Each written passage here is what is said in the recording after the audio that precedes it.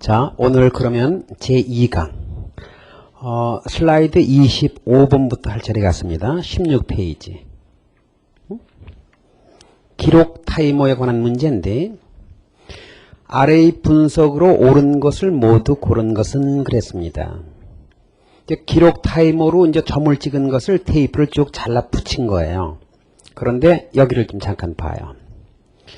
여기 시간이라고 해놓고 델타 t라고 해놓고 여기 1, 2, 3, 4라고 했잖아요.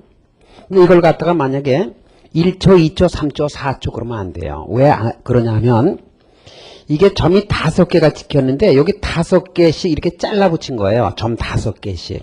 그런데 50Hz 기록 타이머라고 그랬거든. 그럼 지난 시간에도 얘기했지. 50Hz 그러면 1초 동안에 50번을 왔다 갔다 하는 기록 타이머란 말이야. 그러면 점 하나 찍는데 1초 동안에 50번을 왔다 갔다 하니까 1초 동안에 50개의 점을 찍으니까 점 하나 찍는데 얼마 걸려?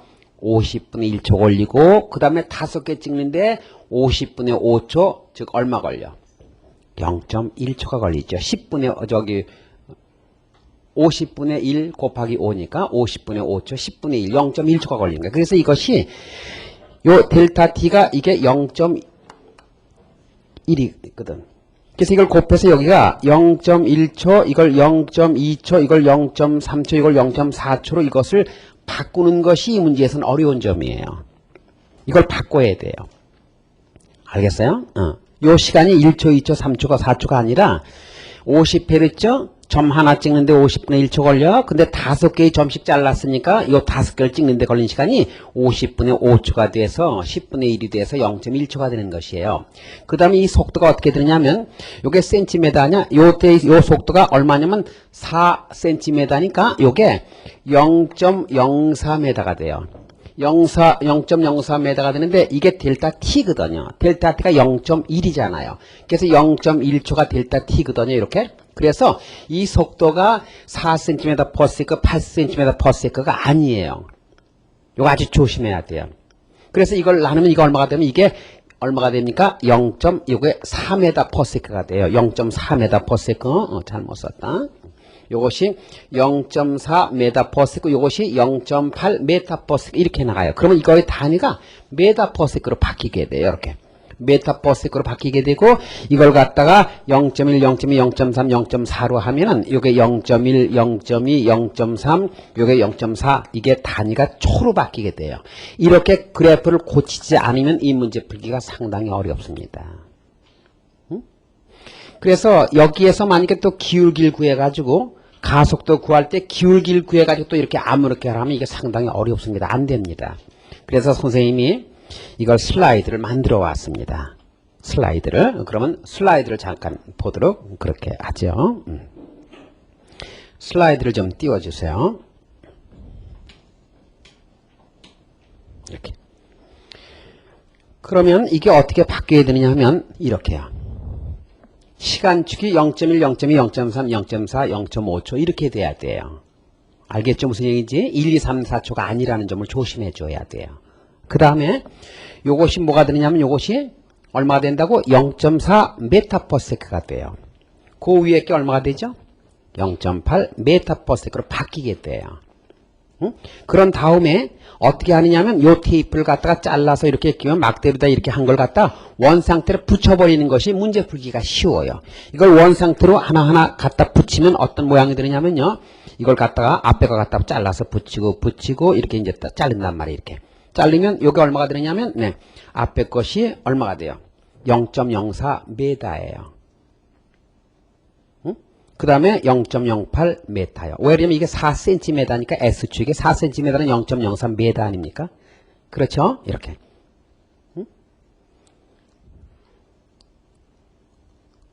그러니까 0.1초 동안 0.03m를 간 거예요. 그렇죠? 0.1초 동안에 첫 구간 보면, 이 첫 번째 구간을 보면 0.1초 동안, 요걸 갖다가 따다 요다 붙인 거거든요. 그러니까 0.1초 동안에 0.04m를 갔으니까 시간을 요거 간거리 S를 0.1로 나누니까 네, 요때 속도가 0.4m per second 나오는 거예요. 그러면 이 그림에서 문제를 처리해 줘야 돼요. 그러면 이걸 다시 한 번 더 하면 이게 어떻게 되죠? 0.1, 0.2, 0.3, 0.5초가 되고요. 자, 이게 어떻게 되느냐? 속도가 네, 이렇게 나오죠. 첫 번째 구간은 0.03m를 0.1초에 갔으니까 네, 속도가 0.4m가 되고요. 두 번째 구간은 0.8m. 그죠? 0.1 나니까 이렇게 돼요. 그런 다음에 뭘 구하라 그랬냐면 가속도를 구하라 그랬단 말이에요. 가속도가 얼마라고 그래서 거기 보면 이 물체의 가속도는 4m/s 그랬거든요. 그러면 첫 번째 구간에서 보세요. 속도를 보세요. 0.4에서 0.8로 속도가 몇 m씩 빨라지고 있죠? 0.8에서 0.4를 빼니까 얼마? 0.4씩 빨라지잖아요. 그 다음에 0.8에서 1.2로 얼마가 빨라져요? 역시 0.4m의 속도가 빨라지잖아요. 그럼 증가한 속도 0.4를 시간이 몇 초죠? 0.1로 나누니까 가속도가 얼마가 되죠? 4m/s이 되죠. 이해가 됐습니까? 이해가 됐습니까? 네, 그 맞는다 그 말이야. 그런데 두 번째 거. 물체는 등속도 운동을 하고 있다. 0.1초 동안의 간거리가 어떻습니까? 점점 커지죠? 그렇죠? 그러니까 이것은 등속 운동을 하는 것이 아니라 무슨 운동을 해요? 가속도 운동을 하고 있죠. 그러니까 2번은 니은은 잘못됐다고 봐야 돼요. 그 다음에 타점이 찍히는 동안 물체의 평균 속력이 1.2m/s다 그랬거든요. 그럼 평균 속력이라고 하는 것은 전체 간거리를 경과한 시간으로 나눠주면 되죠. 그러면 0.5초 동안 요 맨 밑에 네, 그린 걸 보세요. 사각형. 그럼 처음 0.0서부터 0.5초까지 얼마 갔어요? 0.03m, 0.08m, 0.12m, 0.16m, 0.1을 더하면 이게 얼마가 나와요? 0. 얼마가 나와? 6이 나오죠. 대답도 안 해. 알았지? 그럼 0.6m를 갔어요. 몇 초 동안에 0.6m를 갔죠? 0.5초 동안에. 그러니까 평균 속력은 전체 간거리 처음부터 끝까지 전체 간거리 네, 0.6m를 갖다가 0.5로 나누어서 얼마가 나와요? 1.2m/s다. 그래서 거기 1.2m/s다. 그게 맞는 거예요. 그러면 이걸 갖다가 말이죠. 그래프로 한번 처리해 볼게요. 그래프로. 그러면 그래프를 그릴 때는 어떻게 그려야 하느냐 하면 네, 이렇게 그려줘야 돼요. 그래프를 볼 때는 이렇게 그려줘야 돼요. 이걸 참 조심해 줘야 돼요. 왜 그런지 아세요? 지금요, 이걸 가만히 보면요. 요거 잘 보세요. 지금 여기서의 속도가 0.4라고 하는 게 나오죠, 요거. 자, 커서 보세요, 펜을. 0.4가 나오죠? 그럼 0.4m라고 하는 것은 0초일 때 속도도 아니고 0.1초일 때 속도가 아닙니다. 0.0 처음의 속도도 아니고 얼마? 0.1초일 때 속도가 아니라 요 0.4라고 하는 것은 평균 속도죠. 그럼 0과 0.1초 사이 0.05초일 때 속도가 바로 얼마라? 네, 0.4m라는 거예요. 그러니까 0초일 때 속도가 아니고 네, 0.1초일 때 속도도 아닌 얼마? 요 가운데 요때 속도가 0.4라는 것이죠. 그래서 그래프를 이렇게 그려줘야 돼. 이렇게 그려줘야 된다. 그런 얘기입니다. 뭔지 알겠습니까? 그래프를 이걸 갖다가 이렇게 아래에다가 요 원점을 지나는 이렇게 그리면 안 됩니다. 그래서 이 기록 타이머는 처음에 정지 상태로부터 출발한 그러한 기록 타이머가 아니란 말이에요. 처음에 어떤 속도로 달려가고 있었단 말이야. 내 말 알겠죠? 그러면 이 그래프에서 처리하면 속도와 시간에 관한 그래프거든요. 이게. 그럼 이때 이 기울기가 바로 가속도가 되고 가속도가 분명 얼마가 나오느냐? 요거의 기울기를 구하면요. 4m/s가 나와요. 이거 계산하면요. 그 다음에 평균 속력은요. 이거요. 요 사다리꼴. 이거 전체 이거. 여기서부터 이렇게 이 사다리꼴 이 면적이 있죠. 요게 2예요. 요게 0.2. 요거 0.2. 요것이 얼마인지 알아요? 요게 2.2예요. 2.2. 여기서까지가 2.2예요. 그럼 사다리꼴 면적 0.2 더하기 얼마? 2.2. 그럼 2.4 아닙니까? 나누기 2. 알겠어요? 나누기 2 하면 요 면적이 나오죠. 이걸 갖다 0.5로 나누면 역시 평균 속력 1.2가 나오게 됩니다. 알겠죠? 그래서 만약에 이걸 그래프로 풀려면 조심해야 돼요. 자, 여기 잠깐만 보도록 할까요? 네, 이쪽으로 와서요. 지금 어떤 물체가 VT 그래프를 이렇게 그렸는데 요 구간에서의 속도가 얼마냐? 여기서 만약에 10m로 달리고요. 여기서 20으로 달렸다고 가정을 하죠. 그럼 평균 속력은요. 0초일 때 속도도 아니고 0.1초의 속도도 아닌 평균 속력은 바로 요 속도란 말이에요. 요게 평균 속력 15, 요게 평균이란 말이에요. 이게 평균 속도란 말이에요. 그러니까 이렇게 처음에 초속도 10m로 달리다가 0.1초 후에 20m로 달리게 되었을 때 간거리 요 사다리꼴 면적과 그 다음에 요거 15m요. 요 15m로 달렸을 때 요 면적이 같게 나오죠. 그래서 이 평균이라고 하는 것은 요 시간도 아니고 요 시간도 아닌 요 중간 시간에서의 속도가 평균 속도라는 점을 조심해 줘야 한다. 그런 얘기입니다. 알겠습니까? 따라서 저 그래프를 대개 학생들이 원점부터 그리면 이 문제는 틀리게 됩니다. 그래서 틀리지 않게 하는 방법은 이걸 갖다 원래 모양대로 잘라 붙인 다음에 문제를 푸는 것이 좋습니다. 이거보다 더 어려운 문제는 나오지 않을 겁니다. 다음 운동 제3법칙으로 들어가겠습니다. 다음 17페이지 슬라이드 26. 운동 제3법칙이다. 이것을 뭐라고 하느냐면 이걸 작용 반작용의 법칙이라고 말합니다. 그러니까 이것도 법칙이니까 왜 그런지 그 이유는 설명할 수가 없고 우리가 사는 이 세상이 이렇게 만들어졌다는 얘기죠. 예를 들어서 어떤 두 사람이 호반에 놀러 갔어요. 이렇게 호반에 이렇게 놀러 갔습니다. 두 사람이 이렇게. 그럼 A배 B배라고 그러죠. 이렇게. 그럼 A배 타고 있는 사람이 B배 타고 있는 사람이 이렇게 밀어주었다면 요 밀어준 힘을 갖다 우리가 뭐라고 작용이라고 한다면 A가 B를 미는 순간 B는 A를 되받아 밀어주는 힘이 나타나게 돼 있다는 거예요. 세상에. 그래서 요 B도 A를 이렇게 반대로 되받아 밀어주는 힘이 이렇게 나타나는데 요 힘을 갖다가 리액션, 반작용이라고 그랬어요. 반작용이라고 하자 이렇게 약속했단 말이에요. 용어를. 그런데 과학자들이 이걸 밝혀보니까 요 작용과 반작용은 크기가 같습니다. 방향이 반대이고 같은 선상에 있는데 비기는 힘이라고 하는 것은 여기 C라고 하는 물체가 있는데 이 두 힘에 의해서 F1과 F2라고 하는 두 힘에 의해서 이 물체가 어느 쪽으로도 움직이지 않을 때 이 두 힘은 평형을 이루었다고 말합니다. 물론 무중력 공간에서 얘기해요. 그땐 두 힘의 크기가 같고 방향이 반대고 같은 선상에 있다고 하는 것은 작용과 반작용과 이 평형력하고는 비기는 힘하고는 같습니다. 그런데 차이점이 뭐냐 하면 이 F1도 F2도 이건 작용점이 C라고 하는 하나의 물체에 있습니다. 그런데 작용 반작용의 경우에는 A가 B를 밀어준 작용의 작용점은 B에 있죠. B가 A를 되받아친 힘의 반작용의 작용점은 A에 있어요. 그러니까 작용점이 한 물체에 있어 서로 다른 물체에 있어. 다른 물체에 있기 때문에 이 비기는 힘과 구분이 된다. 그런 얘기입니다. 한 물체의 작용점이 두 개가 다 한 물체의 작용점이 있으면 이건 비기는 힘이고요. 다르면 작용 반작용이에요. 그런데 문장으로 했을 때 목적격에 대개 작용점이 있어요. 목적격에. 물어볼까요? 지구가 달을 잡아끄는 힘의 작용점은 어디 있을까요? 달이 목적격 아니에요. 달에 있잖아요. 그런데 달도 지구를 잡아끌어요. 그럼 달이 지구를 잡아끄는 만물력의 작용점은 어디 있을까요? 지구에 있죠. 이 달과 지구가 다른 물체 아니에요? 그럼 그것은 작용 반작용의 관계예요. 알겠죠? 그걸 분명히 해달라 그 말이야. 하나 더. 지금 의자에 앉아서 학생들이 의자를 눌러주고 있잖아요. 그렇죠? 궁둥이로. 그럼 학생들이 의자를 눌러주는 힘의 작용점은 어디 있습니까? 그럼 의자에 있죠. 그렇죠? 그런데 의자가 네 궁둥이를 반대로 받쳐주는 힘도 있잖아요. 그럼 의자가 네 궁둥이를 위로 받쳐주는 힘의 작용점은 어디 있어요? 궁둥이에 있죠. 그래서 평소 때 이렇게 이쁜 궁둥이가 지금 의자에 눌러주는 힘에 눌려서 지금 궁둥이가 이렇게 돼 있잖아요.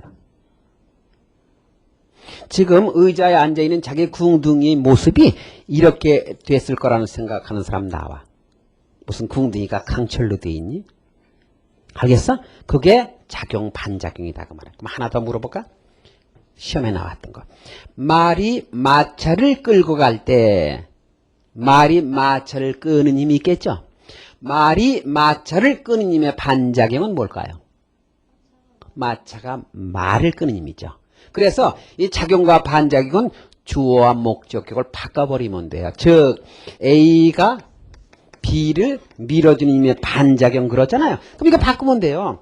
B가 A를 밀어주는 힘의 반작용이에요. 그러니까 A가 B를 미는 힘의 작용점 B에 있고 바꿨으니까 B가 A를 밀어주는 힘의 작용점은 A에 있죠. 뭔지 알겠죠? 이게 작용 반작용의 관계가 된다. 그런 얘기죠. 그러니까 세상이 그렇게 만들어져 있다. 그런 얘기입니다. 그럼 하나 더 물어볼까요? 내가 말이야 누구를 팍 치기를 했어. 팍 받았어. 그럼 내가 너 미안해. 널 받았어. 그럼 내가 너를 박치기, 머리를 때린 힘의 작용점은 어디 있어? 네 이마에 있죠. 그렇죠? 그러면 제가 또 받는 순간 나를 또 받아친다니까? 그럼 받는 순간 제가 나를 때려준 힘의 작용점은 어디 있어? 내 이마에 있죠. 그래서 둘이 똑같이 아프니까 그랬을 거는 괜찮다고 막 그러면서 서로 양해하고 헤어지는 거예요. 그런데 주먹이 날라왔어요. 그럼 주먹이 볼을 때려주는 힘의 작용점은 어디 있죠? 볼에 있죠. 그럼 주먹이 볼을 때리는 순간 볼도 주먹을 받아친다니까요. 그럼 볼이 주먹을 때리는 힘의 작용점은 어디 있죠? 주먹에 있죠. 그럼 볼과 주먹은 물체가 다르니까 이건 작용 반작용의 관계다 그 말이야. 그러면 그런 경우에 볼 맞은 사람이 아우성치고 난리를 치느냐? 이 주먹에는 말이죠. 신경이 둔해요. 여기 신경이 예민하거든요.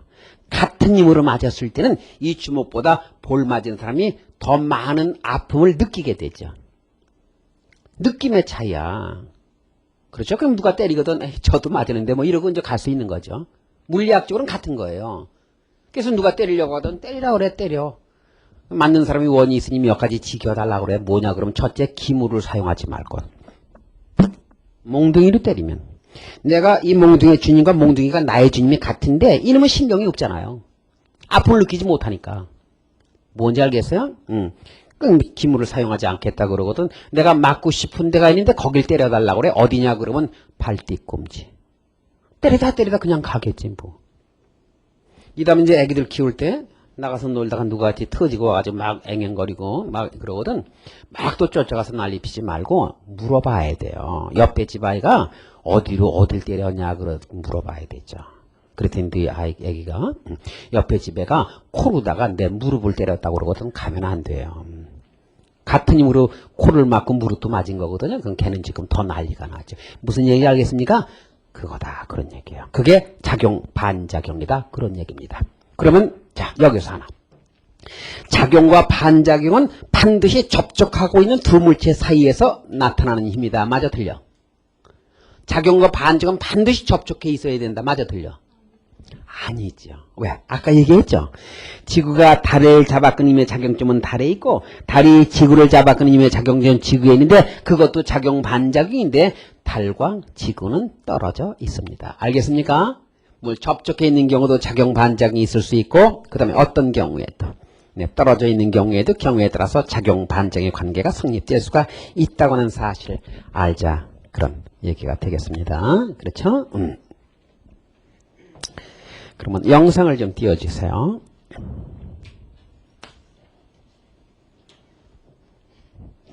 이걸 좀 한번 보시죠.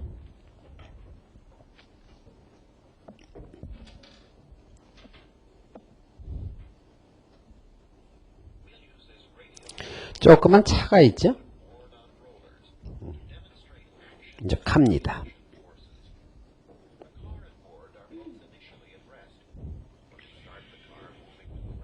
아래판도 움직인다고 하는 점을 주의 깊게 봐주세요. 아래판도요.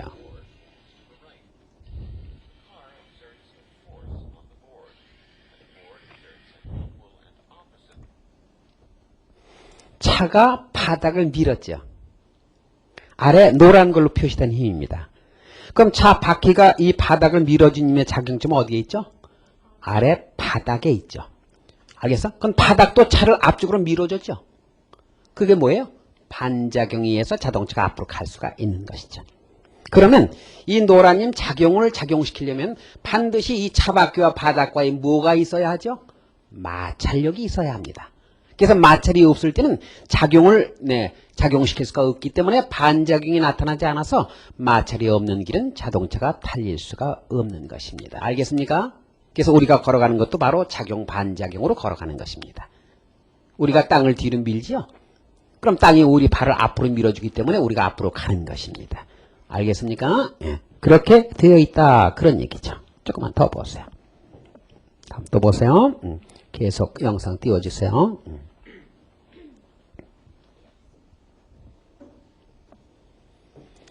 물로켓이라고 그랬는데 한번 보세요. 잘생겼죠?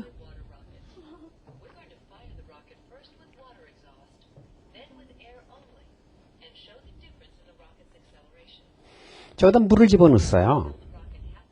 그리고 이제 압축을 시켰거든요. 이렇게. 한 10번 정도 이제 압축한다고 그랬군요.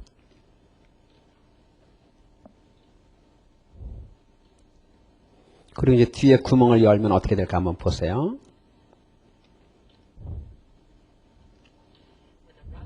그냥 올라갔죠. 이제 떨어졌네요. 그렇죠?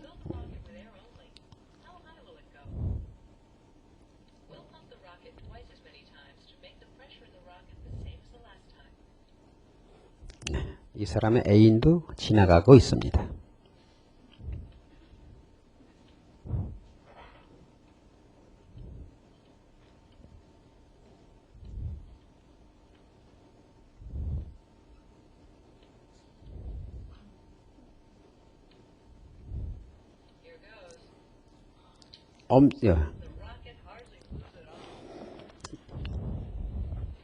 물의 경우는 엄청나게 튀어 올라가는데, 네, 공기의 경우는 조금밖에 못 올라갔거든요. 이건 무지하게 튀어 오르는데. 공기의 경우는 얼마 오르질 않고 바로 떨어지지 않아요. 그 이유를 한번 생각해 보세요. 그냥 떨어졌죠? 그럼 하나만 더 보고 이거 설명할게요. 한번 더 보세요.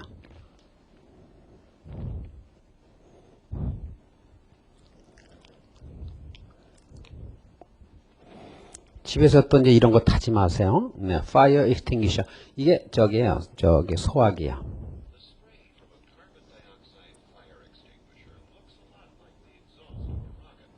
하나가시가 나타나서 동양계 학생이 나타나서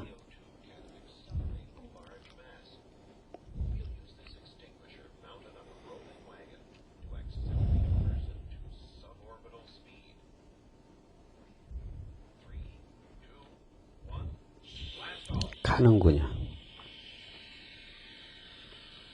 가잖아요. 다시 나타날 거예요.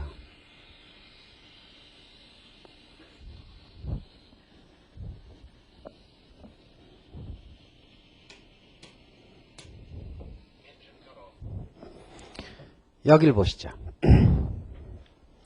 지금 맨 마지막 거 설명을 하면 소화기가 가스를 뒤로 밀지 않아요? 그럼 소화기에서 가스를 미는 힘이 뭐예요? 작용이죠. 그럼 반작용은 뭘까요? 가스가 소화기를 미는 힘, 그 반작용에 의해서 가는 거예요. 그러니까 우리 세상이 그렇게 만들어졌거든. 그걸 이용해서 로켓들을 날린 거죠. 또 아까 물을 뒤로 빼냈죠. 그러면 장난감 로켓 물을 뒤로 미는 힘이 작용이라고 한다면 뭐가 반작용이죠? 물이 로켓을 위로 밀어주는 그 힘이 반작용해서 로켓가 올라간 거 아니에요? 물 로켓가. 장난감 로켓가 올라갔잖아요. 그런데 공기의 경우나 물의 경우나 압력이 같으면 네, 뒤로 내뿜는 속도가 같아요. 뭔지 알겠습니까? 그러면 대답하세요. 물을 미는 힘이 더 강할까? 같은 속도로 가스를 미는 힘이 강할까? 물이 무거우니까. 물을 미는 힘이 더 강하죠. 그렇죠? 그러니까 물의 경우에 작용이 어떨까? 크지요. 그러니까 물이 장난감 로켓을 밀어주는 반작용도 어떻죠? 크죠. 그래서 가스의 경우보다 물의 경우에 더 많이 힘차게 올라가는 것입니다. 알겠습니까? 알았죠? 네, 그렇게 이해하시면 됩니다. 다음은 슬라이드 27번을 보도록 하시죠. 두 개의 물질을 거기다 갖다 놨습니다. A, B. 그럼 A에 플러스 Q, B에 플러스 Q를 전기를 갖다 놨잖아요. 그죠? 그래서 F1, F2, F3, F4 이거 4개의 힘을 표시했는데 문제가 뭐냐면 작용과 반작용의 관계 있는 힘의 쌍을 보기 위해서 모두 고른 것 그랬어요. 그러면 슬라이드를 띄워주세요. 영상을 띄워주세요. 지금 A와 B가 이렇게 있지 않습니까? 이 둘은 질량을 가지고 있는 겁니다. 그러면 보세요. B가 A를 끄는 만일력이죠. 이것이 지금 뭐냐? F2입니다. 그럼 이것에 대한 반작용은 뭐죠? A가 B를 끄는 힘이죠. 이거죠. 그렇죠. 그러니까 F2와 F3는 작용점이 다르지 않습니까? 작용 반작용 관계에 있죠. 아까 달과 지구 사이에 그 마찬가지 아닙니까? 그렇죠? 그 다음 이것은 뭡니까? B에 있는 플러스 Q라고 하는 전기가 스몰 q를 밀어주는 힘이죠. 나중에 전기에서 또 얘기하는데 이건 공통해서 했죠. 같은 종류의 전기는 반발하고 반대 종류의 전기는 서로 잡아끄는 인력이 작은 그런 걸 알고 있을 겁니다. 그럼 이거에 대한 반작은 어떤 거죠? 스몰 q가 라지 q를 밀어주는 힘이 되겠습니다. 그러니까 이 경우에 작용 반작용의 관계에 있는 것은 어떤 거냐 하면 F2와 F3 만일력이고요. F1과 F4는 전기력으로서 이렇게요. 이것은 만일력의 작용 반작용 관계이고 이것은 전기력의 작용 반작용 관계가 돼서 니은과 리을을 답으로 하면 되겠습니다.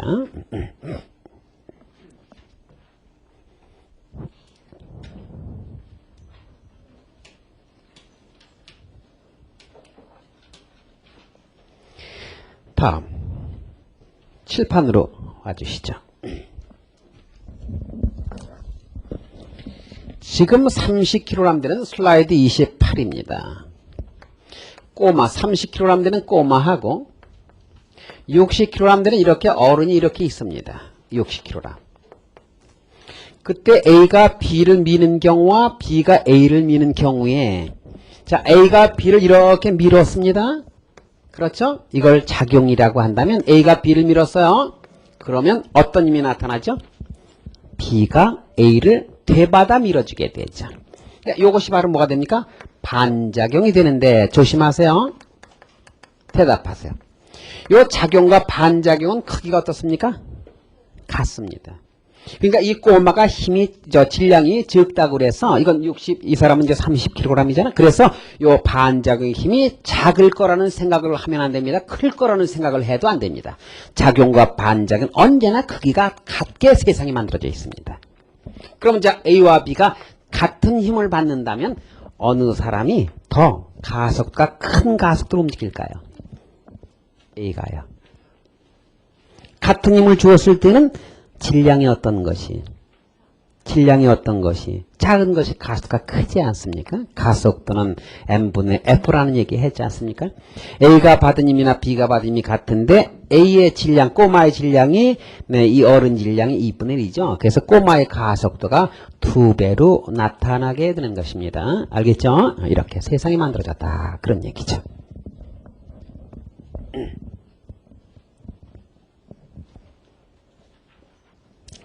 영상을 띄워주시죠.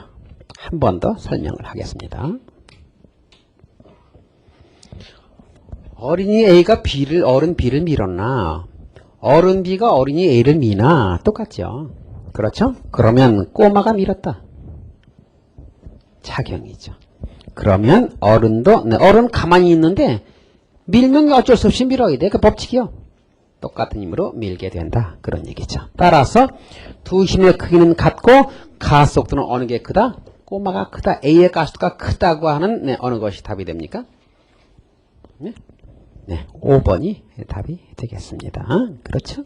그렇게. 다음 영상을 계속 그냥 띄워주세요. 그 다음 문제를 한번 보면요. 이런 문제거든요. 이거요. 여기 지금 가운데 용수철이 있고요. 10kg 되는 물체를 한쪽에 달기도 하고 양쪽에 달아놓기도 이렇게 했습니다. 그때 문제가 뭐냐 하면 각 용수철 저울이 가리키는 눈금은 얼마인가 그랬습니까? 그러니까 A, B, C, D의 경우 어느 용수철이 많이 늘어날까 하는 것입니다. 어느 걸까요? 그럼 첫 번째 한번 볼까요? 그러면 이 물추의 무게에 의해서 용수철을 이렇게 잡아 끌겠죠? 그렇죠? 그럼 이 경우에 만약에 20만 작용한다면 이 물체는 아래로 내려와야 되죠. 20만 만약에 작용한다면 이 물체는 아래로 내려와야 되지 않습니까? 분명히 이건 정지하고 있으니까 뭔가 있겠죠? 어떤 힘이 존재하죠? 이 힘이 존재하죠. 천정이 용수철을 잡아끈 힘이 존재하죠. 됐습니까? 다음 또 볼까요? 용수철을 아래로 끌지 않습니까? 그러면 이 벽도 용수철을 이렇게 잡아 끌겠죠.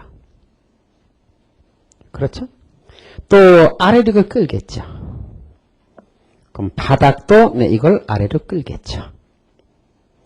이게 도르래일 때는 지금 현재 두 힘은 반대방의 힘이 됩니다. 이거 10kg으로 아래로, 이거 아래로 끌죠. 가만히 보니까, 보세요. 가만히 보니까 어떻습니까? A, B, C, D의 경우 용수철로 볼 때는 다 같이 똑같은 네, 조건이죠. 따라서 어떻다? 늘어난 길이는 모두 같다가 답이 되겠습니다. 알겠습니까? 그러면 보충 설명을 하겠습니다. 자, 칠판으로 봅시다. 여기요. 누구 볼펜 하나 가진 거 있어? 그거 좀 줘봐. 잠깐만. 그냥 줘. 놔줘.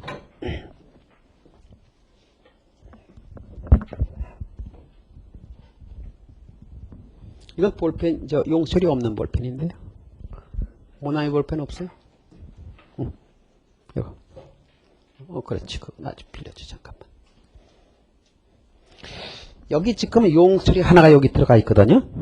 이렇게요. 아유, 알뜰하게 됐었네. 여기 용철이 있잖아요. 용철 한쪽 끝에만 힘이 작용하면 용철은 움직이게 됩니다. 그렇죠? 그렇잖아요. 그런데 지금 용철은 양쪽에서 힘이 작용시켜서 이게 늘어나는 거예요. 양쪽 힘이 작용시키니까 이 물체의 무게중심은 움직이질 않습니다. 그러니까 양쪽에서 힘이 작용돼야 이 용철이 늘어나죠. 늘어났죠? 안 보입니까?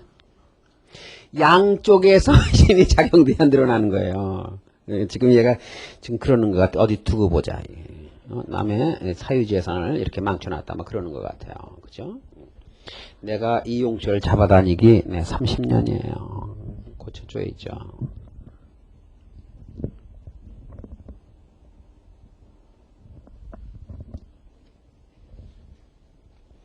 그러니까 용수철을 늘어나게 하는 힘은 양쪽이에요. 양쪽. 그런데 그때 이제 나중에 후쿠이 법칙을 조금 다루게 되는데 후쿠이 법칙에서 F는 KX라는 공식이 나오는데 그때 F는 양쪽 힘이라고 해서 양쪽을 더하면 안 됩니다. 그러니까 10kg 되는 물체가 용줄의 한쪽 끝에 달려있잖아요. 그러면 용줄에 작용되는 힘은 10kg 중이지 양쪽을 더해서 20이라고 하면 안 됩니다. 알겠습니까? 나중에 또 설명할게요.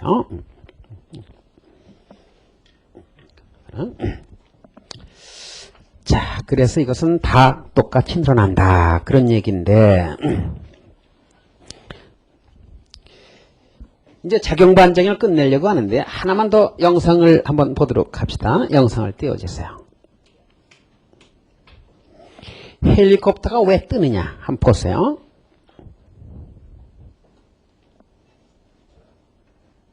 로터라는 게 이제 회전체라는 뜻이죠. 이런 거 우리 그전에 많이 가지고 놀지 않았습니까? 남미 학생 같습니다.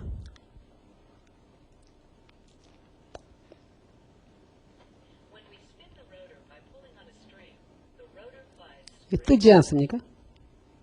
그러니까 저 원리에서 헬리콥터가 위로 뜨는 거예요. 헬리콥터 날개가 이렇게 돌아가지 않습니까? 돌아가면서 공기를 아래로 밀어주죠. 그럼 공기 분자가 이 날개를 위로 밀어주지 않습니까? 그러니까 반작용해서 뜨는 거죠. 날개가 반대가 되면 어떻게 됩니까? 내려앉죠. 대답도 안 해. 알았지? 그러니까 자동차 보면 스포츠 같은 건데 뒤에 말이죠. 뭐 하나가 달려있죠. 그것을 너 어떻게 하느냐에 따라서 뒤가 들기도 하고 내려앉기도 하죠. 그래서 고속으로 달릴 때 자동차 뒤는 내려앉아야 됩니다. 그냥 붕 뜨면 안 되니까. 알겠어? 이 날개 모양 때문에 그렇습니다. 이것도 다 작용 반작용을 이용하고 있는 것이다. 아마 그렇게 이해를 해주면 되겠습니다. 칠판으로 와서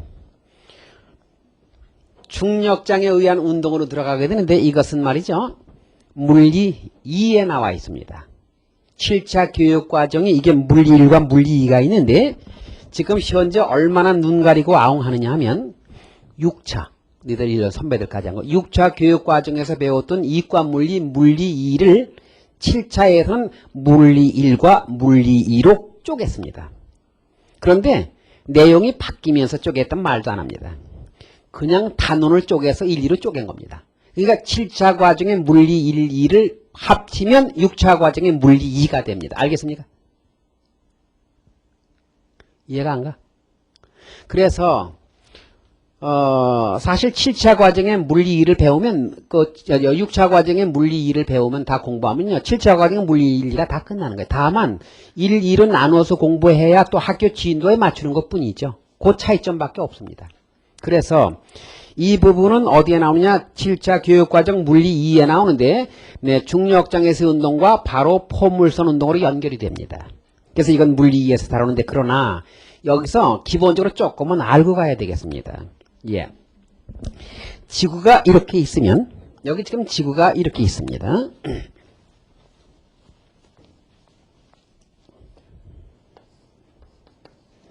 여기다 물질을 놓게 되면 이 물질은 지구에 끌리는 힘이 작용합니다. 만울력. 그럼 이 물체와 이것 사이의 작은 만울력에 의해서 이 물체의 속도가 점점 빨라지는데 1초 동안에 얼마나 빨라지는가 그걸 실험을 해봤더니 실험을 해봤더니 얼마나 빨라지냐 하면 말이죠. 1초 동안에 얼마나 빨라지냐 하면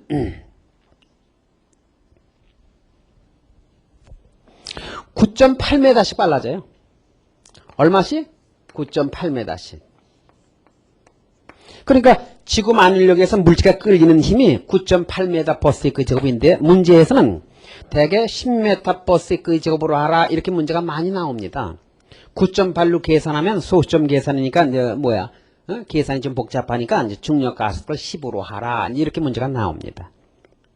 그럼 지구에 끌린 만울력에 의해서 물질의 속도가 빨라지는데 그 1초 동안에 얼마나 빨라지는가를 점검해 보니까 9.8m씩 빨라지더라. 그것을 중력 가속도라고 하는데 어떤 값이 수값으로 나오면 이게 뭐죠? 일정하다는 얘기죠. 그러니까 중력장에서 운동은 결국 무슨 운동이에요?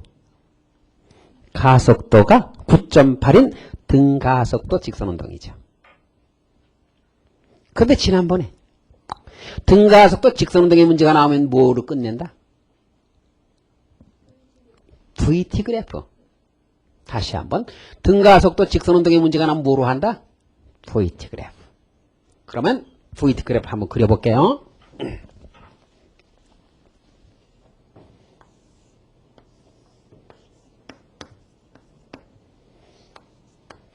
초속도 0으로 이렇게 가만히 초속도 0으로 가만히 노는 운동을 뭐라고 한다고? 자유낙하라고 합니다. 뭐라고 한다고? 자유낙하. 그러니까 이렇게 운동하는 거예요. 기울기가 얼마? 9.8입니다. 요 기울기가 얼마라고? 플러스 9.8이죠. 그럼 이렇게 하면 이거 끝난 거예요. 그럼 1초의 속도 얼마냐? 그러면 1초의 속도 기울기가 9.8이니까 1초의 속도는 9.8m, 2초의 속도는 19.6m, 3초의 속도는 얼마죠? 빨리 암산해봐. 네, 3 곱하기 9.8 이렇게 계산하면 되는 것입니다. 그럼 1초 동안 간 거리가 얼마냐? 요 면적 구하면 돼요. 4.9m 갔다 뭐 이렇게요. 4.9m 내려갔다. 알겠습니까? 알았습니까? 그런데 연직 상방 운동이 있죠. 위로 탁 던진 운동. 아니 그게 아니라 연직 하방 아래로 던진 거 뭐냐? 아래로 탁 던진 거. 그럼 이 자유낙하 초속도 0으로 가만히 노는 운동과 아래로 탁 던지는 운동의 차이점은 뭡니까? 가속도는 똑같은데 뭐가 달라? 초속도가 달리죠. 초속도가 있냐 없냐예요. 그럼 초속도가 있는데 가속도가 같으니까 이렇게 그려지는 거예요. 이게 초속도란 말이죠. 이것이 연직 하방 운동이고요. 이게 자유낙하예요. 그러니까 자유낙하나 초속도가 주어가지고 아래로 던지는 운동이나 중력 가속도는 같은 거 이게 나란하죠. 그래서 연직 하방 운동 초속도가 있는 아래방의 운동의 문제가 나오면 이걸로 하는 거예요. 나중에 이걸 내가 강의 중에 다른데 이용을 해야 돼요. 그래서 이걸 조금 얘기해 주는 거예요. 그러면 연직 상방 운동 위로 던진 거 여기 보자. 위로 던지면 위로 올라가는 거의 방향에 대해서 중력 가속도는 어느 쪽으로 작용하죠? 아래. 그럼 초속도의 방향과 반대잖아요. 이게 올라가면서 속도가 작아지잖아요. 그럼 위로 던지는 운동, 연직 상방 운동의 문제에서는 가속도가 얼마지? 마이너스 9.8이죠. 마이너스 9.8 이렇게 주어지는 게 어떤 초속도로 던졌다고 했어요? 이렇게 되는 거예요. 이렇게. 이 기울기가 마이너스 9.8이란 말이죠. 그렇죠? 그럼 대답하세요. 이때 여기 뭐라고 그랬죠? 우리 지난번 VT 그래프 이건 뭐라고 그랬어요? 반환점이라고 그랬잖아요. 갔다가 되돌아오는 점. 그러면 연직 상방 운동에서 반환점은 뭐죠?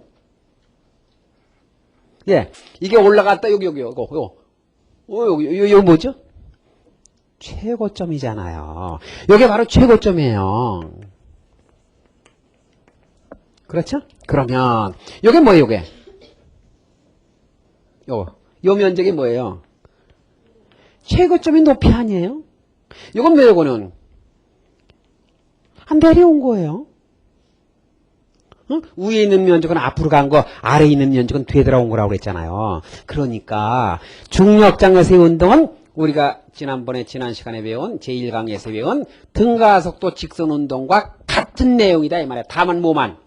기울기가 9.8이라는 차이점밖에 없어요. 그러니까 이것이 뭐냐? 이것이 연직 상방 운동의 그래프예요. 그럼 이것은 물리 2에 나오는데요. 하나 문제 한번 내볼까요?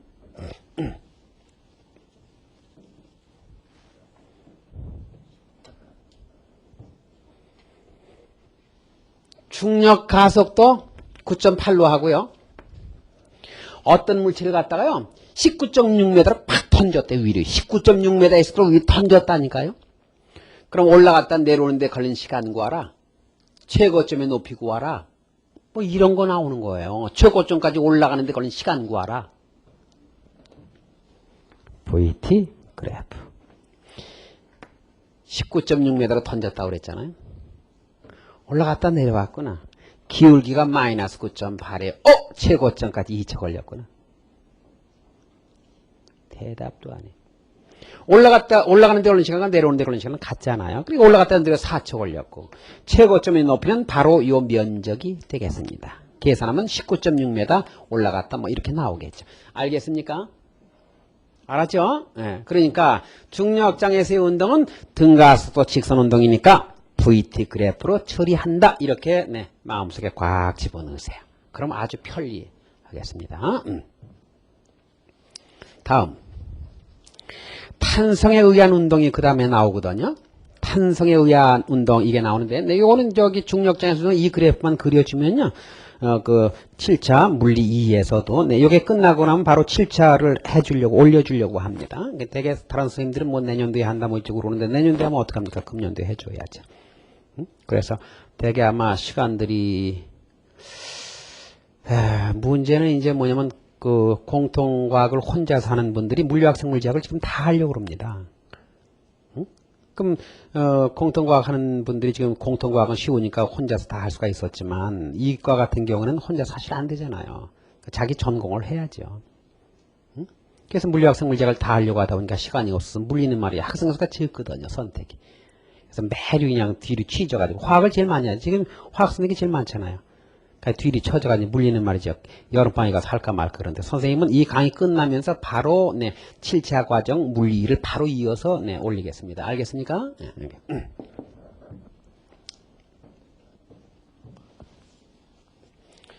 그 다음에 이 탄성에 관한 것은 이제 용수철인데요. 아까도 얘기했지 않아요? 이렇게. 여기 용철이 이렇게 있으면요. 여기다 이렇게 F라고 힘을 작용시키면 이게 늘어나거든요.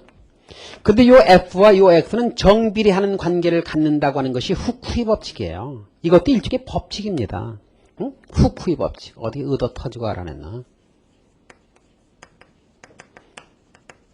이것과 이것은 비례하는데 그때 비례 상수를 하나 써서 이렇게 붙여가지고 이걸 뭐라고 부르죠? 탄성계수다. 탄성계수다. 탄성율이다. 그럽니다. 탄성율이다. 이렇게. 그럼 탄성계수란 뭐라고 그랬죠?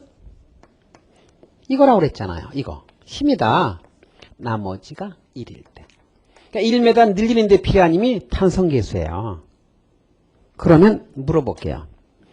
1m 늘리는데 필요한 힘이 크면 탄성계수도 결국 커진다는 얘기죠. 만약에 2배 늘리기 어려워지면 탄성계수 몇 배 커져? 2배 커진다는 얘기죠. 그렇죠?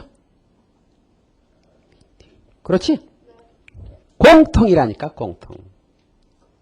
선생님 공통 교재도 다 끝냈어요. 물리 2까지 다 끝냈습니다, 지금. 7차 교육 과정이 다 준비가 다 끝났어요. 여기 컴퓨터 지금 한번 보여줘요? 다 나와요, 지금. 그러면 예를 들어 볼게요. 여기 고무줄이 하나가 있는데, 고무줄이나 용줄이는 마찬가지예요. 이거의 탄성계수가 10N/m라고 봅시다. 그럼 이거 1m 늘어나게 하는 데는 얼마 힘이 필요하다는 얘기죠? 10N 힘이 필요하다는 얘기 아닙니까? 길이가 이걸 두 겹으로 했어. 두 겹. 길이는 같은데 두 겹으로 했어. 이렇게 두 겹. 그러면 여 B는 A보다 몇 배 늘리기가 어려워지죠? 그러니까 이거 탄성계수가 20이 되는 거예요. 길이가 두 배, 길이. C는 요 A의 길이 이게 두 배야. 그러면 C는 A보다 늘리기가 쉬워질까 어려워질까? 길면 쉬워지지. 에이, 넌 옛날에 고무줄도 안 했니? 고무줄. 고무줄의 길이가 짧으면 안 늘어나잖아, 그지? 그럴 때 어떻게 해? 길게 늘려서 왔다 갔다 하잖아. 잘 늘어나니까. 그래가지고 남학생들 구슬치기 하는데 방해가 되면 가끔 남학생들이 이제 기동대를 파견하기도 하고. 면도칼 가지고 끊으러 안 오냐? 여기다 줄 하나 달았을 때 만약에 1cm가 늘어나지 않아. 그럼 여기다 줄 하나 달면 여기서 1cm, 여기서 1cm 합쳐서 이게 2cm가 늘어나는 거야. 이게 두 배 잘 늘어나는 거야. 그럼 두 배 늘리기가 쉬워지면 탄성계수는 커져, 작아져? 작아져서 이거의 탄성계수는 5로 바뀌는 것입니다. 알겠습니까? 알겠습니까? 그런데 시험에 이게 잘 나오죠. 여기다 줄 하나 달았더니 말이죠. 1m가 늘어났대요. 그런데 길이가 2배이면서 두 겹으로 했대.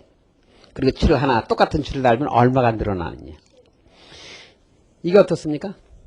두 배 늘리기 쉬워지죠? 그런 다음에 또 포기했으니까 두 배 늘리기 쉬워졌다가 두 배 늘리기 어려워졌잖아요. 그러니까 이것과 이것은 어떻습니까? 마찬가지가 됩니다. 이거의 탄성계수는 10이 된다. 이런 얘기입니다. 알겠습니까? 여기까지 하면 완전 무결합니다. 그런데 이 늘어난 길이하고 x하고 그 다음에 f와의 관계 그래프를 만약 그리면 말이죠. f와 x와의 관계 그래프를 그리면 말이죠. 대개 이렇게 주어집니다. 이렇게. x만큼 늘어났을 때 여기 힘이 f야. 이건 f축이고요. 이렇게. 만약에 10N의 힘에서 만약에 이게 2m가 늘어났다고 가정하자 그 말이죠. 그러면 이 용수에 작용된 평균 힘은 얼마입니까? 5N이 작용된 꼴이죠. 그러니까 처음에는 힘이 작용이 안 되지. 용출이 늘어나지. 이 용출이 늘어나지 않은 상태에서는 힘이 작용이 없잖아요. 그럼 힘도 야금야금 증가해서 2m가 늘어났을 때 결과적으로 얼마? 네, 10N의 힘이 작용되고 있는 거죠. 알겠죠? 왜? 용출 X가 변화함에 따라서 용출에 작용되는 힘이 네, 변화하거든요. 일조한 힘이 작용하지 않습니다. 조심해줘야 할 사항입니다. 이것도. 알겠지? 그때 여기 보세요. 요 면적이 갖는 물리적 의미가 뭐냐 하면은요. 요건 하나 기억을 해주세요. 이것을 우리는 탄성 에너지라고 말합니다. 다 같이 뭐라 그래? 탄성 에너지요. 다 같이 뭐라고? 탄성 에너지. 그런데 용출에다 힘을 작용시켜 보면 말이죠. 어느 점까지는 이것이 네, 비례하는 관계를 가는데 이걸 지나면요. 네, 비례하는 관계를 갖지 않게 됩니다. 비례하지 않는 관계가 여기 나타나게 돼요. 그래서 이 후쿠이 법칙이 적용되는 구간은요. 요 구간이에요. 요 구간. 요거까지는 후쿠이 법칙이 적용되는데 어느 점을 지나면 아까 이 용출을 내가 확 잡아다니까 그 다음에 다시 원상태로 돌아가지 않았잖아요. 바로 후쿠이 법칙이 성립되는 요 구간, 요때 요 힘을 갖다 우리는 뭐라고 부르냐? 탄성 한계라고 말합니다. 다 같이 뭐라고 불러? 탄성 한계다. 그러니까 탄성 한계의 범위 내에서만 후쿠이 법칙이 성립되고 요 면적이 탄성 에너지라고 하는 거 하나 메모해 주세요. 탄성 에너지. 그러면 참고로 에너지란 말이 무슨 말이죠? 참 쉬운데 많이 들었는데 이거 에너지가 뭐지? 그냥 콱 막혀. 에너지가 뭐죠? 일할 수 있는 힘은 힘이죠. 에너지의 단위가 줄이거든요. 줄. 그럼 일할 수 있는 힘의 단위는 뉴턴이죠. 뉴턴과 줄은 단위가 달라서 그 설명이 안 되는 거예요. 그래서 네, 한 학생만 지금 대답한 한 학생을 제외한 나머지는 전부 정답을 얘기했죠. 가만히 있는 게 정답이에요. 설명할 수가 없어요. 알긴 하는데 설명이 안 돼. 그럴 땐 간접적인 설명을 하게 됩니다. 자, 여기 어떤 물체가 일할 수 있다고 판단되면 그 물체는 에너지를 가졌다 이렇게 말하는 거예요. 어떤 물체가 일할 수 있으면 그건 뭘 가졌어? 에너지. 에너지가 일하는 거예요. 힘이 일하는 게 아니죠. 자, 여기 봐요. 나 에너지 있어요? 없어요? 없어요. 나 일할 수 있으니까 나 에너지를 가지고 있죠. 이게 총알이에요. 총알. 무서워요? 정지하고 있는 총알은 무서울 리가 없죠. 근데 총을 들이대면 왜 부들부들 떨어? 빠른 속도로 나르는 탄환이 총알이 내 몸에 와서 무자비하게 일할까봐 그러잖아요. 그러니까 정지하고 있는 총알보다는 운동하는 물체가 보다 많은 일을 할 수 있잖아요. 그 운동함으로 해서 갖는 에너지를 우리는 뭐라고 불러? 운동 에너지라고 부르고, 질량 M인 물체가 V라고 하는 속도로 달릴 땐 2분의 1 mv 제곱이라고 하는 운동 에너지를 가지고 있다 이 말이야. 이게 바로 물리 2로 들어간다 그런 얘기입니다. 알겠습니까? 바닥에 놓여있는 바위돌 같은 것은 무섭지가 않지요. 근데 약한 줄에 천정에 매놓고 그 밑으로 같이 갈까? 그럼 너만 가. 왜? 그게 떨어지면서 머리에 와서 일할까봐 그래요. 그러니까 중력장에서 위에 있는 물체는 아래에 있는 물체보다 많은 일을 할 수 있죠. 그 위에 있음으로 해서 갖는 에너지를 우리는 뭐라고 부른다? 위치 에너지라고 부르고, 기준점으로부터 H 높이에 있는 물체는 기준점이 있을 때보다 얼마 에너지를 더 가지고 있다? mgh. 그걸 위치 에너지라고 하잖아. 이제 이거. 고무줄이나 용수를 들고 서 있으면 피하려고 안 그러는데 쭉 늘려서 얼굴에 갖다 대. 그럼 막 피하지. 왜? 그게 얼굴에 와서 일할까봐 그래. 그럼 늘어나거나 줄어든 고무줄이나 용처럼 일할 수가 있단 말이야. 그건 늘어나거나 줄어듦으로 해서 갖는 에너지를 탄성 에너지라고 하는데, 그것이 이 면적으로 주어지고, 요 면적으로 주어지고, 요 면적 구하는 공식이 어떻게 되죠? 네. 2분의 1 fx로 주어지게 되죠. 그런데 요 f가 kx니까 2분의 1 kx 제곱으로 주어지는데, 이것에 대한 구체적 얘기는 네, 이 물리 2에서 다루게 되고요. 다만 여기서 요 면적이 갖는 요 의미가 탄성 에너지다 하는 것은 알고 가야 되겠다 그런 얘기입니다. 알겠습니까? 그래서 에너지에 대한 전반적인 얘기를 조금 얘기한 것입니다.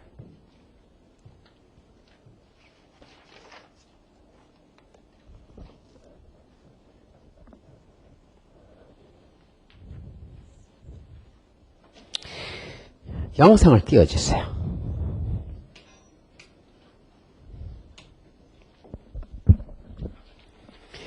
그림은 어떤 용철에 가해진 힘의 크기와 용철이 압축되는 정도를 나타내는 그래프이다. 후쿠이 법칙이 적용되는 한계까지 용철에 압축되었을 때 용철에 저장된 탄성 에너지는 대략 얼마인가 그랬습니다. 그러니까 얼마까지? 그래프상에서 40N까지만 후쿠이 법칙이 성립됩니다. 따라서 이 용철의 탄성 한계는 40N이 되겠습니다. 그렇죠? 그렇죠? 그때 탄성 에너지가 대략 얼마냐요?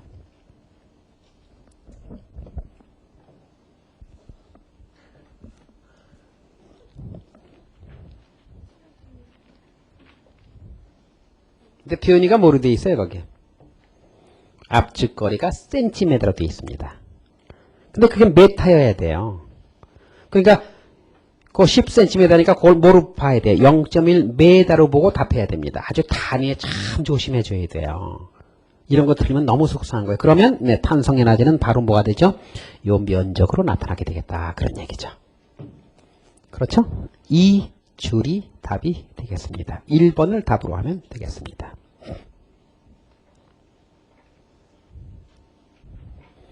되셨죠?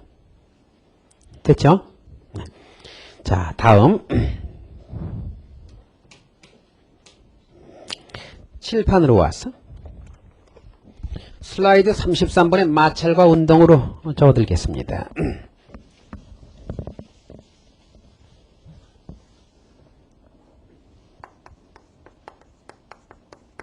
여기 지금 이렇게 한 물체가 이렇게 있습니다. 이렇게. 그럼 여기다 힘을 작용시켜주면서 이걸 끌어봅니다. 그러면 힘이 작용됨에 따라서 무엇도 마찰력도 점점 커지게 됩니다. 이것을 작용시켜준 힘이라고 하고 이것을 만약에 마찰력이라고 하면요. 아무 힘도 작용시켜주지 않잖아요. 그럼 마찰력도 0이에요. 근데 만약에 10N으로 끌었는데 이 물체가 안 움직여 왔어요. 그럼 10N을 끌었는데 이 물체가 안 움직였다면요. 마찰력이 반대쪽으로 이렇게 10N이 작용하고 있는 거예요. 그래서 이 힘이 비겨서 네, 정지하고 있는 것이죠. 그래서 정지하고 있을 때는요, 알겠어요? 마찰력과 네, 외부에서 작용된 힘의 크기는 언제나 같습니다. 그래서 10N으로 끌었는데 안 움직여서 그럼 마찰력도 10N이 되는 거예요. 그러니까 정지하고 있을 때 마찰력이라고 해서 이걸 정지 마찰력이라고 하는 거예요. 이건 언제나 같은 거예요. 그런데 시험에서 어떤 물체를 끌면서 끌어준 힘과 마찰력과의 관계 그래프를 그렸더니 이렇게 그려지더래요. 요 각도가 몇 도냐고 묻는 사람도 있어요. 이것과 이것이 같으니까 몇 도죠? 45도로 그려지게 되는 것입니다. 그런데 30뉴턴이 되는 순간 이 물체가 막 움직이기 시작을 했어요. 30뉴턴이 되는 순간 이 물체가 움직이면 보다 작은 힘으로도 이 물체가 끌려가게 돼요. 이게. 그럼 이것은 정지 상태고요. 이것은 운동 상태거든요. 그럼 운동하는 상태에서 이 마찰력이 나타나게 되는데 이 마찰력을 우리는 뭐라고 부른다? 운동 마찰력이라고 부르는 거예요. 그래서 이것을 무슨 마찰력이라고 그러죠? 이것을? 여기서 여기까지가 정지 마찰력이거든요. 정지하고 있을 때니까 이게 정지 상태 아닙니까? 정지하고 있을 때 마찰력이 이건데 그 마찰력 중에서 이것이 어떻죠? 가장 크죠. 그래서 이 마찰력을 우리는 뭐라고 부른다? 최대 정지 마찰력이라고 부른다 그 말이야. 최대 정지 마찰력이다. 이걸 운동 마찰력이라고 부른다. 그래서 언제나 최대 정지 마찰력이 운동 마찰력보다 큰 겁니다. 근데 그걸 조심해야 돼요. 얘들아. 정지 마찰력과 최대 정지 마찰력이 다른 거예요. 정지 마찰력은 여기서 여기까지예요. 정지 마찰력은 5뉴턴이 될 수도 있고 10뉴턴이 될 수 있고 15뉴턴이 될 수도 있으니까 40뉴턴은 안 되죠. 그 중에서 30뉴턴은 가장 큰 마찰력이다. 그러면 우리는 마찰력을 다룰 때 이 최대 정지 마찰력과 최대 정지 마찰력과 이 운동 마찰력을 소중하게 생각하는데 왜 그러냐 하면 말이죠. 운동을 다룰 때 우리가 이것을 이용해야 돼요. 처음에 정지하고 있는 물질을 움직이게 하려면 이 최대 정지 마찰력의 고개를 넘어야 돼요. 일단 이걸 넘어서 움직였다 그러잖아요. 그러면 그 다음엔 최대 정지 마찰력이 없어져 버리고 운동 마찰력이 다시 바뀌는 거예요. 그러니까 운동할 때는 반드시 뭘로 풀어야 되죠? 운동 마찰력을 풀어야 돼요. 그러니까 최대 정지 마찰력은 움직일까 움직이지 않을까를 결정하는 마찰력이에요. 그런데 물어보겠습니다. 지금 현재 최대 정지 마찰력은 30뉴턴이라고 봤습니다. 여기서 끄는데 딱 30뉴턴에서 이 물체는 움직일까 안 움직일까? 이건 분명하죠? 30뉴턴보다 큰 힘에서 움직이죠. 30뉴턴보다 작으면 안 움직이죠. 정지하고 있는 물체는. 딱 그냥 그 중간에 딱 30뉴턴에서 어떻게 될까요? 그럼 경계점을 다른 걸로 이해를 한번 들어볼까? 0도에서 물이 얼어 얼음이 녹아.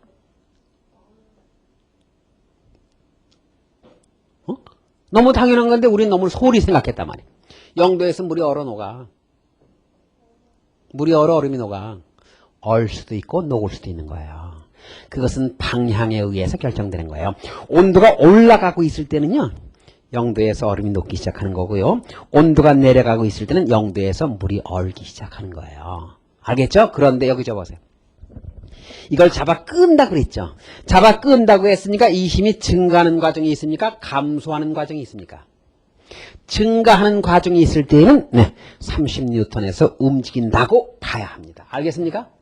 그러니까 최대 정지 마찰력에서부터 움직이는 거지 최대 정지 마찰력보다 큰 힘에서 움직인다는 생각을 하면 안 됩니다. 알겠습니까? 대답도 안 해. 알았지? 따라서 다시 대답해요. 어디에서 움직여? 최대 정지 마찰력보다 큰 힘에선 당연히 움직여. 그런데 최대 정지 마찰력에서부터 움직이는 거야. 알겠죠? 힘이 증가하는 과정이 있으니까. 그 다음 일단 움직였어. 그럼 운동 마찰력이 얼마냐? 이 운동 마찰력이 25뉴턴이라고 그래. 그럼 이 힘을 야금야금 줄였어. 지금 현재 운동하고 있는 상태야. 그럼 끄는 힘을 갖다 25뉴턴으로 줄이면 이 물체는 어떻게 될까요?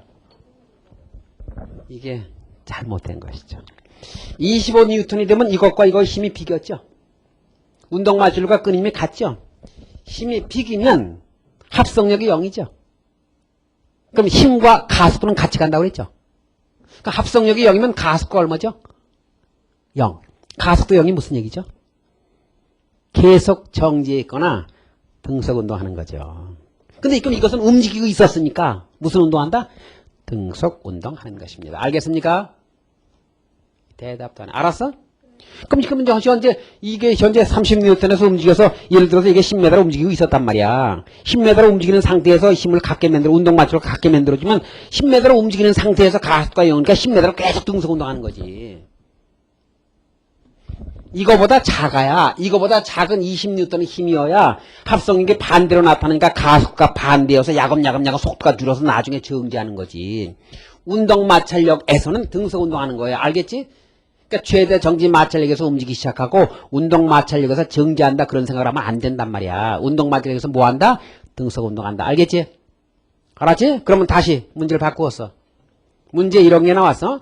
마찰이 있는 면에서 어떤 물체가 등속 운동하고 있다 이런 말이 나와서 그럼 뭐라고? 운동 마찰력으로 끌고 있다는 생각을 해야 그 문제가 풀려요. 예, 대답해. 운동 마찰력이 20N이야. 알겠어? 근데 이 물체가 등속 운동하고 있어. 앞에서 얼마를 끌고 있다고? 20N으로 끌고 있다고 해야 문제가 풀리다고 말이요. 아무 힘도 작용시켜주지 않았는데 이게 말이야 등속 운동한다 그러면 안 되는 거야. 그건 마찰이 없을 때 그렇지. 마찰이 0이니까 앞에서 끄는 힘도 0이어야 등속 운동하는 거야. 마찰이 있을 때는 운동 마찰로 끌었을 때 등속 운동하는 거야. 정리합니다. 최대 정지 마찰력에서 움직이기 시작하고 운동 마찰력에서 정지한다가 아니고 강조합니다. 등속 운동한다. 알아두세요. 알겠죠?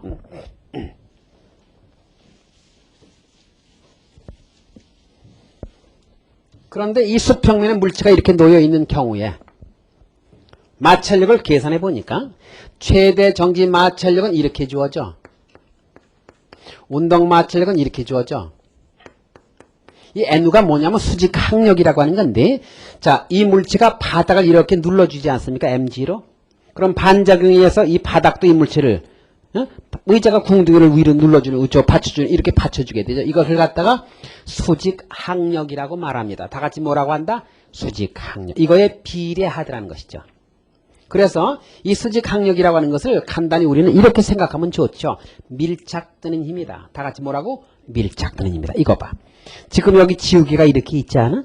그럼 밀착된 힘이 작으니까 마찰력이 죽어서 잘 끌리죠. 그러나 이걸 꽉 누르면 밀착된 힘이 커서 이게 잘 안 밀려오게 됩니다. 알겠죠? 근데 수평면에 놓여 있을 때 밀착되는 힘은 얼마냐? mg가 됩니다. 이것과 이것이 같으니까. 그래서 수평면에서 물체가 수평면에 놓여 있을 때 마찰력 구하는 공식이 뮤 mg가 되고요. 네, 운동 마찰력이 뮤 다시 mg가 되는데 네, 이것이 크다 그런 얘기입니다. 그런데 비탈면에서는 어떻게 되느냐? 여기 물체가 하나 있어요. 그럼 내려오려고 하는 힘은 얼마라고 그랬어? mg 얼마라고 그랬어? 사인 세타. 모르겠네 봐요. 마찰력은 얼마일까요? 뮤하고 뭘 곱해? 밀착되는 힘을 곱해야죠. 근데 경사각 세타인 경사면에 물체가 놓여있으면 얼마의 힘으로 누르면서? mg 코사인 세타로 누르면서 mg 사인 세타로 내려온다고 그랬죠. 바로 경사각이 세타인 경사면에 물체가 놓여있을 때 밀착되는 힘 n가 바로 mg 코사인 세타야. 이 n이 mg 코사인 세타. 따라서 경사면에 물체가 놓여있을 때 마찰력 구하는 것이 뮤 n인데 n가 얼마라고? mg 코사인 세타가 된다고 하는 것도 알아주었으면 좋겠습니다. 알겠습니까? 알았어요? 자, 다시 대답해. 수평면에 물체가 놓여있을 때, 자, 마찰력 구하는 공식 얼마? 뮤 mg. 경사각 세타인 경사면에서 마찰력 구하는 공식 어떻게 돼? 뮤 mg 코사인 세타.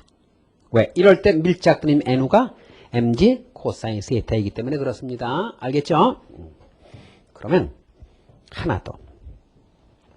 여기 지금 이렇게 책이 이렇게 있다고 그럽시다. 이 책을 수평면에서 이렇게 끌었을 때와 이렇게 눕혀서 끌었을 때 마찰력은 어느 때가 더 클까요? 관계가 없다는 것입니다. 왜 그러냐면 이거 보세요. mg에만 관계하죠. 요 mg. 이건 물질, 이것과 이것 사이에 물질의 성질에서 결정되는 이건 상수고요. 그냥 물질이 달라지게 되면 이 개수가 달라져요. 근데 mg에만 관계하는데 여기 보세요. mg가 무게거든요. 이 책의 무게는 이렇게 놨을 때나 이렇게 놨을 때 mg는 같을까요? 다를까요? 같죠. 따라서 마찰력은 접촉 면적에 관계가 있다 없다? 없다가 되겠습니다. 오직 뭐에만 관계한다? mg에만 관계한다는 사실을 알아줘야 됩니다.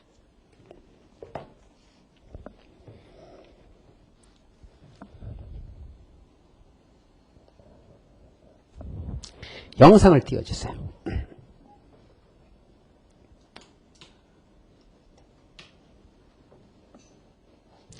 면적에 따른 마찰력이 어떻게 될까 하는 것을 한번 살펴보자는 것입니다. 보세요.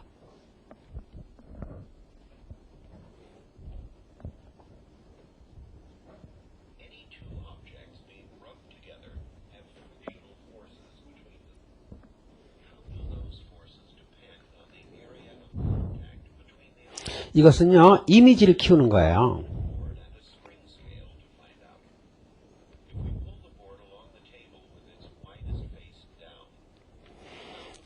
자, 얼마에서 끌리는가 보세요. 12N에서 움직이는 거냐. 근데 세웠어요. 얼마에서 끌릴까요? 역시 12N. 잘 보세요. How much force will be needed to move the board? The force remains about the same. same이라고 그랬죠? same이라고 그랬죠? 근데 이 그림상에서는 15N으로 나타났어요. 왜 그러냐면요. 이게 왜 15로 나타났냐면요. 끄는 방향이 눕혔을 때와 지금 세웠을 때 이 사람이 끄는 방향이 조금 달라서 그래요. 같은 방향으로 먼저와 똑같은 방향을 끌면 역시 12N에서 움직이기 시작합니다. 이거 실험을 조금 잘못했죠. 내가 보니까 12N이 아니고 이럴 때가 지금 15N로 나타나거든요. 그것은 끄는 방향을 너무 아까는 수평 쪽으로 끌었는데 너무 위로 끌어서 그렇습니다. 이건 지금 실험이 잘못된 겁니다. 같다고 알아주시기 바랍니다. 알겠죠? 그럼 무게에 따른 마찰력 한번 볼까요? 이거 한번 보세요.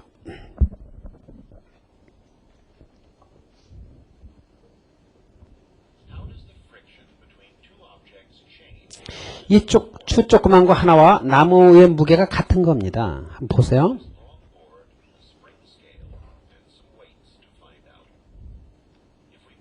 네, 15N에서 움직이기 시작하는 거죠. 15.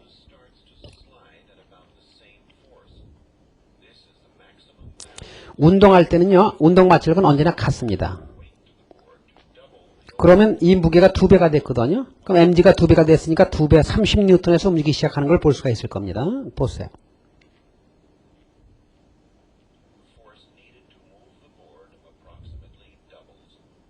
더블스. 30이죠? 그죠? 하나 더 올려놓겠습니다. 그럼 3배가 되었으니까 얼마에서 움직이기 하게? 45에서 움직이는데 45를 넘어갔다가 45로 다시 돌아오는 걸 볼 수가 있어요. 잘 보세요.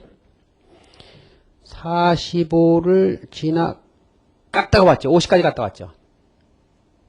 대답도 안 해. 알았지? 그러니까 운동 마찰력은 45인데 얼마까지 갔다 왔지? 50. 50이 바로 뭐예요? 최대 정지 마찰력이죠. 그러니까 최대 정지 마찰력이 운동 마찰력보다 조금 큰 겁니다. 알겠습니까? 아셨죠?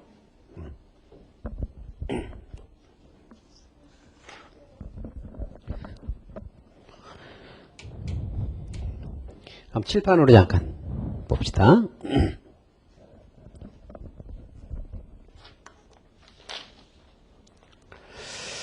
자, 그러면 슬라이드 34번을 하고 조금 쉬는 시간을 갖도록 하겠습니다. 슬라이드 34번을 잠깐 보도록 하세요. 이거 마찰을 끝내고요. 그리고 이제 충격량, 운동량으로 가야죠.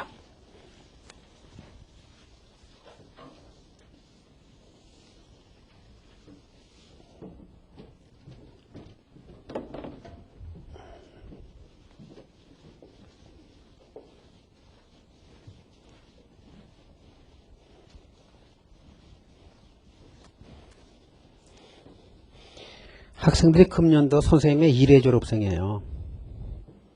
학생들에게, 이게 처음 강의하는 거 아니에요? 학생들에게 모든 운명을 다 걸었어요. 나는 분명히, 나는 강의를 많이 할 사람은 아니에요. 그러나, 후배 물리 선생들에게 강의에 이 방향을 좀 제시하고라도 그만두려고 그래요. 반드시 이런 강의여야 되지 않습니까? 물론 실험을 하는 강의가 가장 좋은 강의이지만 학원 여건상 실험할 수가 없지 않습니까? 그러니까 선생님이 뭐라도 보여주는 강의를 해야 되지 않습니까?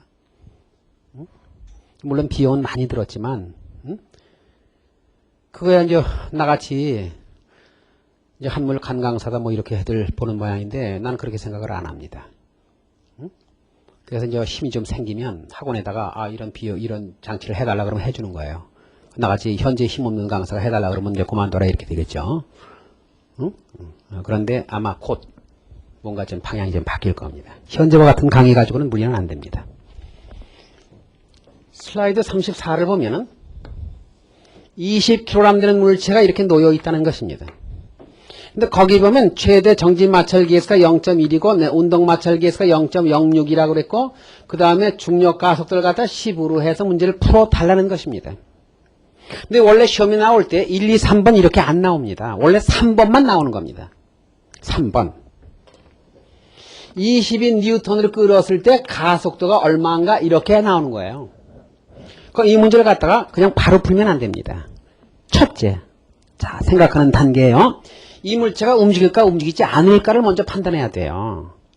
그럼 움직일까 움직이지 않을까를 판단하는 마찰력이 무슨 마찰력이라고 그랬죠? 그래서 최대 정지 마찰력 첫째 구하는 거예요. 그래서 그럼 최대 정지 마찰력 구하는 공식은 뭐에다가 마찰기에서 0.1에다가 밀착되는 힘 mg 아닙니까? 무게 mg. 요 g를 곱하지 않으면 뭐로 나오냐면 킬로그램 중으로 나오고요. 요 10을 곱하면 뉴턴으로 계산되는 거예요. 물론 중력 가속도 9.8로 하면 9.8을 곱해야 되죠. 이게 20뉴턴이 나오거든. 이제 생각해 보세요. 최대 정지 마찰력이 20뉴턴인데 얼마야? 22뉴턴에서 이거보다 이게 크죠? 그럼 이 물체 움직여 안 움직여? 움직인다 그 말이야. 그런데 어떤 얄미운 사람이 이렇게 출제할 수가 있잖아. 최대 정지 마찰력이 22뉴턴이 들은 문제를 냈어. 22. 그러면 움직이지 않는다라고 해서 내년도에 또 와야 되잖아. 22뉴턴에서 어떻다고 봐야 돼? 움직인다고 봐야 한다 그런 얘기입니다. 알겠습니까? 알았어? 그럼 이 물체 움직여 안 움직여? 움직이지. 움직이면 이게 없어진다니까. 운동 마찰력으로 바뀌는 거야. 이제 이 문제를 풀기 위해서 뭘 구해야 돼? 운동 마찰력을 구해줘야 한다 그런 얘기야. 두 번째. 그래서 이제 운동 마찰기에서 0.06에다가 얼마? 밀착되는 mg. 그러니까 얼마가 나와? 12뉴턴이 나와. 알겠습니까? 이제 움직이면 운동 마찰력으로 바뀌는 거야. 그럼 뒤쪽으로 얼마가 나타난다? 12뉴턴이 나타난다. 이제 끝났네. 드디어 3번. 운동 제2법칙. 운동하는 방향의 R자임 합성력을 질량으로 나눠라. 운동 제2법칙이잖아요. 이 문제가 왜 어려운 문제인지 압니까? 마찰과 운동 제2법칙 두 가지가 복합됐죠. 그러니까 마찰을 몰라도 안 풀리고 운동 제2법칙을 몰라도 안 풀리는 문제죠. 그래서 이렇게 어려운 문제죠. 대개 수능에서는 두 가지 정도 묶이는 게 어려운 문제고 세 가지는 못 묶습니다. 대개. 근데 옛날 본고사에는 내가 세네 가지를 묶죠. 그 당시에는 주간식 하나 내고서 보통 한 6, 7문제 내고 한 70분 정도 시간을 줬으니까요. 뭐 상당하죠. 그럼 운동하는 방향의 R자 힘이니까 이 방향으로 운동하라니까 이 방향의 힘은 생각하지 말라고 그랬잖아요. 그럼 수평 방향은 두 개밖에 없어. 그럼 R자 힘 지난번 영상도 보여줬죠. 네, 얼마? 22에서 11을 빼준 것을 질량 20으로 나눠서 가속도 0.5m/s 그거보다 이렇게 풀면 된다. 그런 얘기죠. 아이 선생님 저는요 이런 거 안 하고 이런 거 안 하고 그냥 바로 여기서 풀어도 답이 나오는데 선생님 이상한 사람이야? 내가 만약에 출제에 들어가면 나는 이런 문제를 내겠습니다.